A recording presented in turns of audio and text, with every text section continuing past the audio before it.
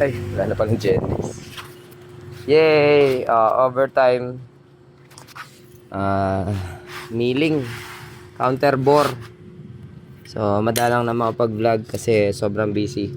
Napakarami kong trabaho. So, may DIY pang bore out.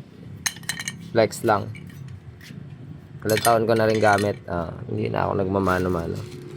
So, DIY ginawa lang. Flex lang kahit DIY lang. Counter bore ox naman. Yan na. Perfect circle. So, 63. Pero kasya hanggang 66 yan. Isagad mo na pag nag-bore out ka rin naman. May bigla na nag-walk in Ayan. So, maluwag pa. Tips lang, akala kasi ng iba, porke naka-counter bore na, hindi na daw pwedeng ibalik sa stock. So, wrong info po yun.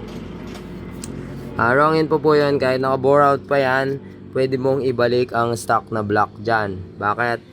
Kasi hindi naman natastas ang kanyang oil pot. So, makakadaan pa rin ang langis. Same sa standard pa rin. Aakyat pa rin ang langis sa yung bore. Sa head, okay pa rin. So, hindi po kaso na naka-bore out siya, naka-milling siya, ay! Hindi na pwede ibalik sa stock. So, pwede pa rin po yung ibalik sa stock. Hanggat hindi na ililipat ang yung mga stud, nandyan pa rin sila. Kasi ang standard is dyan. Yan pa rin naman ang standard Tapos, hindi na tastas ang yung oil pot. So, pwede pong ibalik sa standard So, walk-in lang to.